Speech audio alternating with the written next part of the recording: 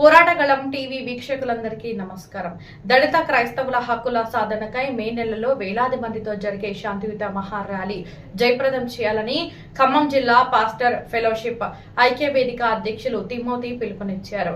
ఈ రోజు pastor fellowship ఐక్య వేదిక ఆధ్వర్యంలో స్థానిక ఖమ్మం నగరంలో ముస్తఫానగర్ ఏరియాలో గల ఐక్య వేదిక ఆఫీసు నందు రౌండ్ టేబుల్ సమావేశం జరిగింది. రౌండ్ టేబుల్ సమావేశంలో మెయిన్ లైన్ చర్చెస్ మరియు independent church, CJAC, NCC, TCC, AICC, Mahasena Khammam ఐక్యవేదిక, తెలంగాణ ఐక్యవేదిక, ఖమ్మం జిల్లా నాయకులు, ఖమ్మం జిల్లా నియోజకవర్గ నాయకులు, ఖమ్మం జిల్లా మండల పాస్టర్స్ ఫెలోషిప్ నాయకులు, ఖమ్మం టౌన్ పాస్టర్ ఫెలోషిప్ నాయకులు, ఖమ్మం జిల్లా క్రైస్తవ నాయకులు, యూత్ లీడర్స్ పాల్గొని మాట్లాడారు.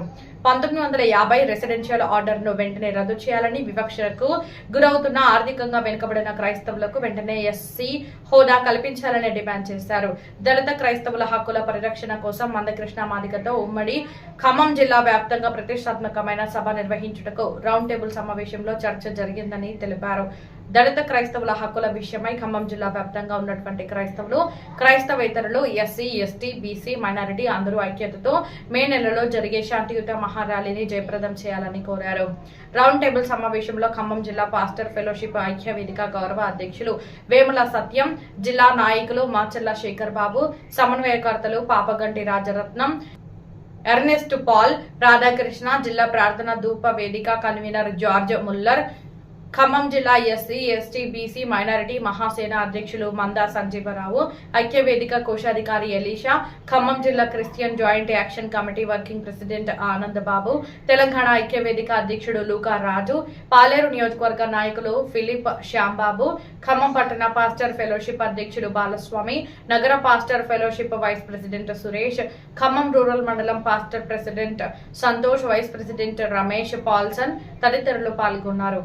ఖమ్మం జిల్లా వ్యాప్తంగా ఉన్నటువంటి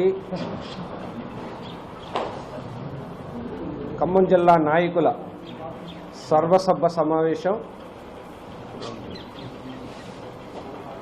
రౌండ్ టేబుల్ సమావేశాన్ని ఈరోజు ఖమ్మం జిల్లా ఖమ్మం పట్టణంలో పాస్టర్స్ ఫెలోషిప్ ఐక్యవేదిక ఆఫీసులను ఏర్పాటు చేయడం జరుగుతూ వచ్చింది. జిల్లా వ్యాప్తంగా ఉన్నటువంటి నాయకులతో పాటు NCC, TCC, AICC, Christian joint action committee, ఐక్యవేదిక, అన్ని మండల పాస్టర్స్ ఫెలోషిప్ నాయకులు, నియోజకవర్గ పాస్టర్ ఫెలోషిప్ నాయకులు, జిల్లా వ్యాప్తంగా ఉన్నటువంటి నాయకులందరూ ఈ రోజుని రౌండ్ టేబుల్ సమావేశంలో పాల్గొనడం జరుగుతూ వచ్చింది. ఇప్పుడున్నటువంటి ప్రజెంట్ బర్నింగ్ ఇష్యూ ఏంటంటే, ఎవరికి లేని సమస్య యేసు ప్రభుని నమ్ముకున్నటువంటి ఎస్సీలకు మాత్రమే ఉంది. దేశవ్యాప్తంగా ఎవ్వరికి లేదు ఈ సమస్య. ఈ సమస్య ఎవరు తెచ్చారో మాకు తెలియదు, కానీ 1950 నుండి ఇప్పటి వరకు ఈ సమస్య కొనసాగుతూనే ఉంది.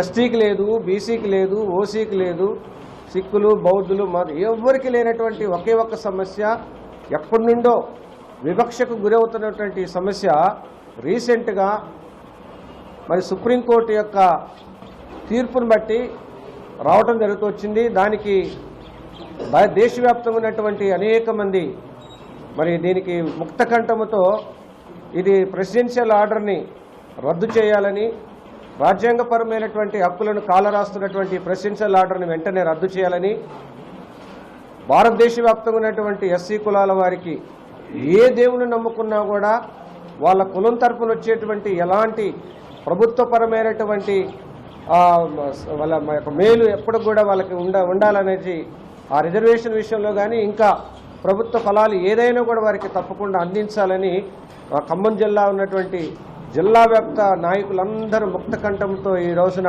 ఆ ప్రెసిడెన్షియల్ ఆర్డర్ని వెంటనే రద్దు చేయాలని ఈ రౌండ్ టేబుల్ సమావేశం ద్వారా నిర్ణయం చేసుకోవడం జరుగుతూ వచ్చింది. పుట్టుకతో కులం ఉంటుంది, పుట్టుకతో మన యొక్క ఇండియన్ ఐడెంటిటీ ఉంటుంది, కానీ పుట్టుకతోనే మతం రాదు. ఎందుకంటే ఒక మేజర్ కాకుండా ఈ మతపరమైనటువంటి నిర్ణయం తీసుకోవడానికి అవకాశం లేదు. ఎందుకంటే మైనర్గా ఉన్నటువంటి వానికి మతం వర్తించదు. మేజర్గా ఉన్నవాడు తన అభిప్రాయాన్ని తను వ్యక్తపరిచినప్పుడు మాత్రమే తాను ఏ మతంలో కొనసాగాలో తన వ్యక్తిగతంగా నిర్ణయం తీసుకుంటాడు. తల్లిదండ్రుల ద్వారా మతం రాదు, లేకపోతే కులపరంగా మతం రాదు. దేశపరంగా మతం రాదు, తన వ్యక్తిగత అభిప్రాయాన్ని మాత్రమే మేజర్గా ఉండి తన నిర్ణయాన్ని మతపరమైనటువంటి తన అభిప్రాయాన్ని తాను తెలుసుకోవడానికి అవకాశం ఉంటుంది. అంతేగాని 1950 ఆ యొక్క ప్రెసిడెన్షియల్ ఆర్డర్లు ఏముందంటే అది పుట్టుకతో వచ్చింది కాదు, అది పుట్టుకతో వచ్చింది కులం ఒకటే, పుట్టుకతో వచ్చింది మన యొక్క దేశం యొక్క ఐడెంటిటీ మాత్రమే. కనుక దీన్ని వెంటనే ప్రెసిడెన్షియల్ ఆర్డర్ రద్దు చేయడం కొరకై ఖమ్మం జిల్లాలో నుండే ఈ ముఖ్య నాయకుల రౌండ్ టేబుల్ సమావేశంలో ఒక పటిష్టమైనటువంటి నిర్ణయం, ఇక్కడ ఆరంభమైనటువంటి నిర్ణయం రాష్ట్ర వ్యాప్తంగా తెలంగాణ రాష్ట్ర వ్యాప్తంగా దేశవ్యాప్తంగా కూడా ఉధృతంగా చేయడం కొరకై ఆరంభించడం జరుగుతూ వచ్చింది. కాబట్టి మొట్టమొదట మరి ఈ యొక్క ప్రెసిడెన్షియల్ ఆర్డర్ను వెంటనే రద్దు చేసి రాజ్యాంగపరమైనటువంటి హక్కులను మరి దళిత క్రైస్తవులకి అందించాలనే ఒక ఉద్దేశంతో ఒక మహాశాంతియుత ర్యాలీని నిర్ణయించాలనుకుంటున్నాం. రౌండ్ టేబుల్ సమావేశంలో ఆ డేట్ను నిర్ణయించి మేము తెలియజేస్తాము. అదే రీతిగా మరి ప్రస్తుత కాలంలో దేశవ్యాప్తంగా మందకృష్ణ మాదిగ గారు ఈ దళిత క్రైస్తవులకి సపోర్ట్గా ఆయన కొంచెం ముందుకు రావడం జరుగుతొచ్చింది. ఆయన ద్వారా కూడా ఖమ్మం జిల్లాలో ఒక భారీ బహిరంగ సభను కూడా ఏర్పాటు చేయాలని ఒక ఆలోచన కలిగి ఉన్నాము. అదే రీతిగా రాష్ట్ర వ్యాప్తంగా ఉన్నటువంటి మరి Christian minority finance awareness programme కూడా చేయడానికి సిద్ధంగా ఉన్నాం. ముఖ్యంగా ఈ రోజున ఈ ప్రెస్ మీట్ ద్వారా భారతదేశానికి తెలంగాణ రాష్ట్ర ప్రభుత్వాలకి ఖమ్మం జిల్లా వ్యాప్తంగా నాయకుల తరపున రౌండ్ టేబుల్ సమావేశంలో మేము తెలియజేసింది ఏదంటే మతం అనేది అది వ్యక్తిగతమైనటువంటి అభిప్రాయం మాత్రమే. నా అభిప్రాయాన్ని ఉదయం ఒక రకంగా మార్చుకుంటాను, ఉదయం నేను క్రిస్టియన్గా ఉండాలనుకుంటున్నాను, మధ్యాహ్నం హిందూగా ఉండాలనుకుంటున్నాను, సాయంత్రం ముస్లింను అవుతాను. ఇది నా వ్యక్తిగత అభిప్రాయం. నా వ్యక్తిగత అభిప్రాయాన్ని మీరు మార్చడానికి రాజ్యాంగపరంగా చట్టపరంగా మీరు మార్చాలని అనుకోవటం అనేది అది సహేతుకం కాదని నేను మీడియా సమావేశం ద్వారా తెలియజేస్తా ఉన్నాను. ఇది నా వ్యక్తిగత అభిప్రాయం. నా కులం పుట్టుకతో వచ్చింది ఏమండి, నా దేశం యొక్క ఐడెంటిటీ నాకు పుట్టుకతో వచ్చింది, కానీ మతం పుట్టుకతో రాదు. దీన్ని మీరు గ్రహించాలని కోరుకుంటా ఉన్నాం. అదే రీతిగా బాలకృష్ణన్ కమిషన్ నడుస్తూ ఉంది. రేపు 2026 జూన్లో ముగింపులోనికి వస్తూ ఉంది. జిల్లా వ్యాప్తంగా రాష్ట్ర వ్యాప్తంగా దేశవ్యాప్తంగా ఉన్నటువంటి ఈ యొక్క దళితులందరూ కూడా మీరందరూ తప్పకుండా ఆ బాలకృష్ణన్ కమిషన్కి ఆన్లైన్లో మీరు ఓపెన్ చేసేసి ఆన్లైన్లో దీనికి మద్దతుగా మీరు కమిషన్కి రిపోర్ట్ ఇవ్వాలని దీని సందర్భంగా కూడా తెలియజేస్తా ఉన్నాం. కనుక ప్రభుత్వం మీరు ఆలోచన చేయాలా, ఏలికలో ఉన్నటువంటి వారు పాలకులు ఆలోచన చేయాలా. ఏం ఆలోచన చేయాలంటే ఏ కులానికి లేనటువంటి ఆంక్షలు ఒక ఎస్సీ కులానికే ఎందుకు, ఏ కులానికి లేనటువంటి మత సంబంధమైనటువంటి ఆంక్షలు ఒక ఎస్సీ కులానికే ఎందుకు? ఏం సంపాదించుకుంటున్నారండి? వివక్ష కొనసాగుతూనే ఉంది, లేకపోతే అంటరానితనం కొనసాగుతూనే ఉంది, నిర్లక్ష్యం కొనసాగుతూనే ఉంది. అయినా కూడా ఎస్సీ వాళ్ళు యేసు ప్రభువుని నమ్ముకుంటే రాత్రే గొప్పోళ్ళు అయిపోయినట్టు, రాత్రికే కోటీశ్వరులు అయినట్టు ఈ ప్రభుత్వాలు, లేకపోతే మతపరమైనటువంటి వాళ్ళు, లేకపోతే కొద్దిమంది రాజకీయ నాయకులు, కొద్దిమంది సోషల్ మీడియా వాళ్ళు చాలా దారుణంగా మాట్లాడుతున్నారు.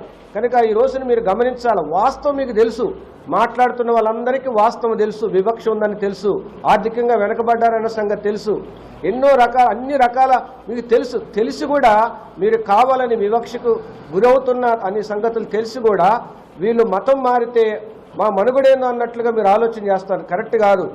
క్రైస్తత్వము క్రిస్టియన్స్గా మారితే వాళ్ళ ప్రేమ వేరుంటుంది, వాళ్ళ ఆదరణ వేరుంటుంది. అండి ఎవరిని కూడా వారు దూషించే వాళ్ళు కాదు, ఎవరిని కూడా హింసించేవాళ్ళు కాదు. ఎంతమంది అండి క్రైస్తవులుగా మారితే వచ్చే నష్టం ఏందనే తెలియట్లే. నక్సలైట్గా ఉండకుండా మారుతా ఉన్నాడు, దొంగవాడు దొంగతనం చేయకుండా మానుతా ఉన్నాడు, తాగుబోతులు తాగకుండా మానుతా ఉన్నారు, తిరుగుబోతులు తిరగకుండా మానుతా ఉన్నారు. ఇదే కదా క్రిస్టియానిటీ అంటే. దీన్ని ఎందుకు మతానికి అంటగడతా ఉన్నారు? అసలు క్రిస్టియానిటీ అనేది ఇస్ నాట్ ఏ రిలీజన్, మతమని కాదని.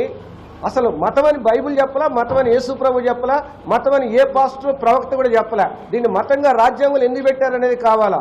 కాబట్టి రాజ్యాంగంలో నుండి క్రిస్టియానిటీ అనే మతాన్ని తీసేయాలా, ప్రెసిడెన్షియల్ ఆర్డర్ని వెంటనే రద్దు చేయాలని ఈనాడు ఖమ్మం జిల్లాలో ఉన్నటువంటి ముఖ్య నాయకులందరూ దగ్గర 100 మంది నాయకులు కూర్చొని ఈ నిర్ణయం చేయడం జరుగుతూ వచ్చింది.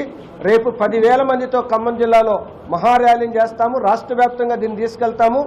కనుక మరి మా ఈ మీడియాకి రౌండ్ టేబుల్ సమావేశానికి వచ్చిన ముఖ్య నాయకులందరికీ మాకు కృతజ్ఞతలు తెలియజేస్తూ మరి ప్రెస్ వాళ్ళకు కూడా మా ముఖ్యమైనటువంటి శుభాలు తెలియజేస్తున్నాను. మీరు రావటం మీ ద్వారా ఈ యొక్క మీడియా సమావేశం ద్వారా ప్రభుత్వానికి ఈ యొక్క విషయాలన్నీ చేరాలని మనస్ఫూర్తిగా కోరుకుంటున్నాను.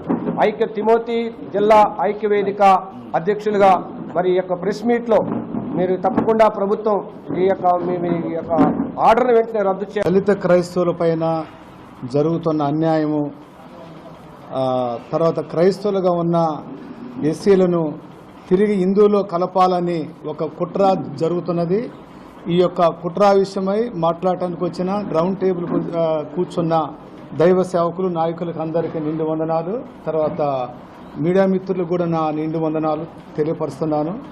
ఇది క్రైస్తవులుగా ఉంటున్న దళితులు వాళ్ళు రిజర్వేషన్ ద్వారా ఉద్యోగాలు కానివ్వండి, రిజర్వేషన్ ద్వారా లబ్ధి పొందుతున్నారనే కోణం కాదు. కానీ ఒకవేళ అదే ఆలోచన నాయకులకు కానీ కోర్టు వారికి కానీ ప్రభుత్వానికి కానీ ఉన్నట్టయితే ఎప్పుడో స్టార్టింగ్లోనే వాళ్ళు దీన్ని ఈ యొక్క జీవన అమలు చేసేవాళ్ళు అనమాట చట్టాన్ని.